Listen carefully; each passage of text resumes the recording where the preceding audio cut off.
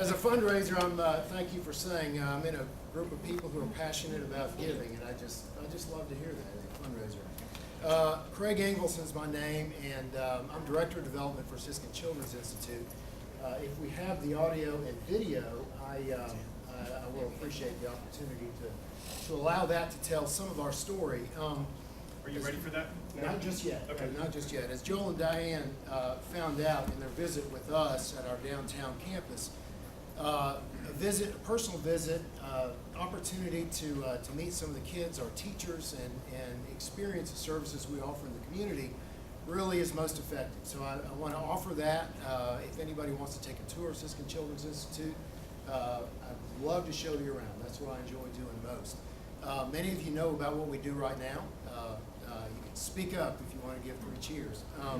But what I'd like to do is talk a little bit about our mission, where we've come in the last 5 to 10 years, the additional services we've offered, show a little video which really kind of captures what we feel is our outcome. You know, what is it worth for the community? And this video is where are they now?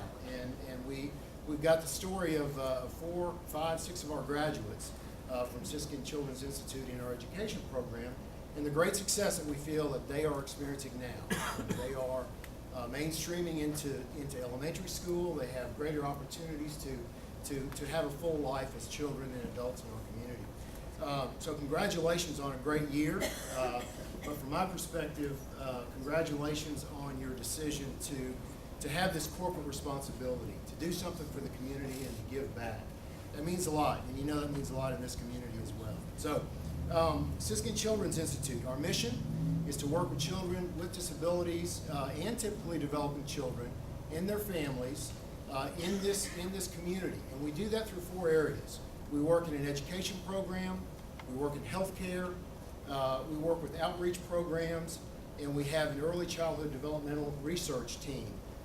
And if the audio on this isn't complete, I'll talk a whole lot about all those, but I'll let the video tell the story a bit. I'd like to talk a little bit about some data.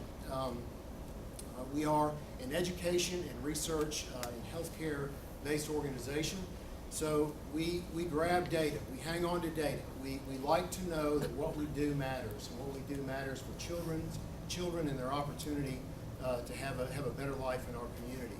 So I'll touch on a little bit of that. I'll talk about our growth, and then once we show the video, I'll answer some questions. So some of the data, the National Institutes of Health just came out with their most recent survey in 2010, said that in the state of Tennessee, now 17% of children under the age of 18 have a special need requiring medical attention.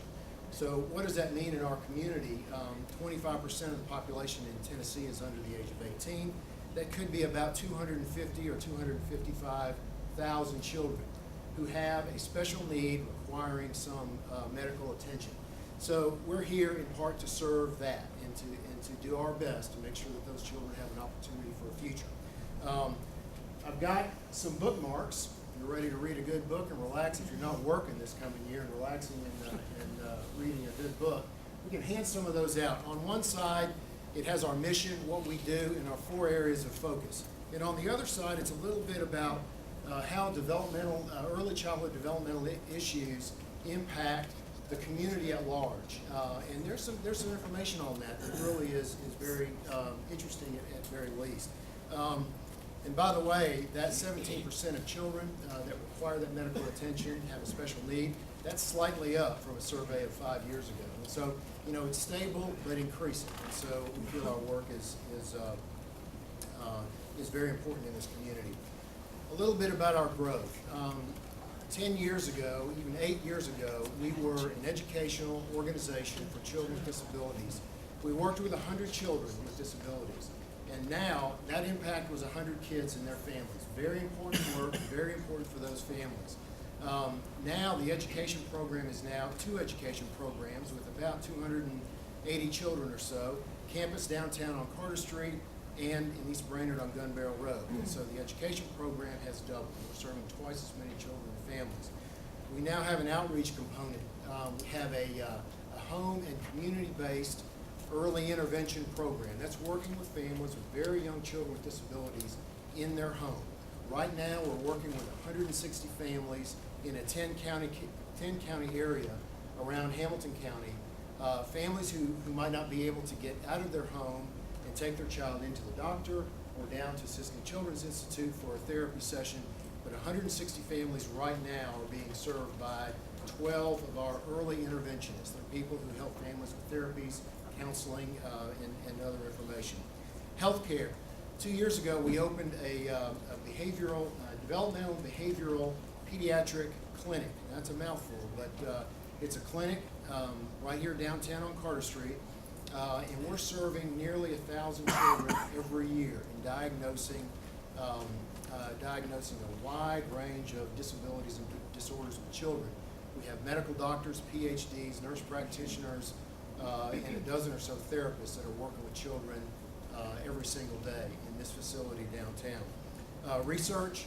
Much of our educational program is informed by the research scientists that we have that are employed by Siskin Children's Institute. We have 3 PhD research scientists who are constantly pulling out data and trying to understand how best interacting and engaging children with disabilities can create therapies and other interventions that will help them have a better life down the road. And so those 4 areas are our areas of service, and we've expanded now to working with about 2,000 children and their families per year, and 10 years ago it might have been 100 or so children. So this expansion really isn't because we wanted to grow and wanted to have more people doing this kind of work.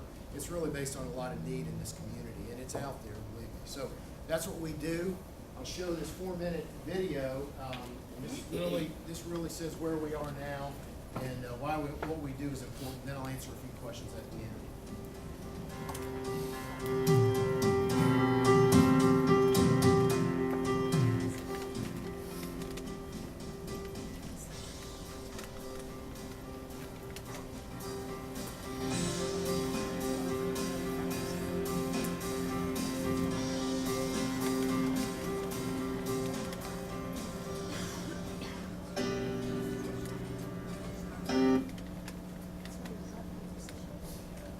Getting the music. We've got one track, but we don't have the other tracks. Yeah. Okay. Well, we were able to see this video and hear this video. What we'll do, I think what we'll be able to do is we have this video link embedded in our website, siskin.org, and these are in the family stories portion of our website. These 4 families, let's see, they range in age now from 9 to 14. One child is now a cheerleader at Red Bank Middle, and it's a child who had some great success with us. The two boys that started out, they're twins, speak a little bit about their relationships with other friends at Siskin Children's Institute and how they've gained confidence. The hallmarks of our education program are engagement, gaining confidence, independence, and we're a family-centered program, as many of you know already. So I encourage you to look at that video link, and it'll be a little bit of a tearjerker, I think as Joel and Diane found, and come and visit whenever you like at the downtown campus. I'd love to show you around. So I rely on those stories rather than my public speaking to do that. and thank you again for considering us and these other very fine and worthy nonprofits in the community. So do you have questions about Siskin Children's Institute? Yeah. You showed me around Siskin Hospital, and I have a challenged child. And as a parent, when you have no answers, and you had so many of the answers, I'm going back 20 years, and you'll spend every dime you have.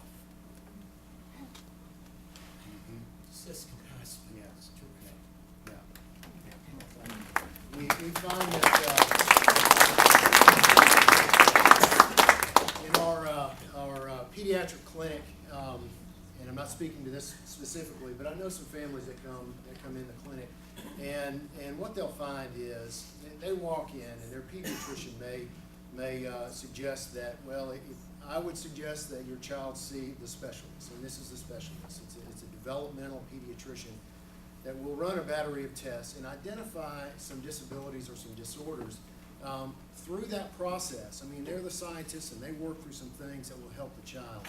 But alongside of this, and I hope you heard me say this earlier, families are very important to this process because families really don't know exactly what's going on. You may walk in and say, I just don't know what's going on here. We have a team of professionals who understand what's going on, not only with the child, but understanding what family supports are needed to kind of work through this process. And while the child heals and becomes better and is able to stand on his or her own 2 feet, quite literally sometimes, the family gets there too.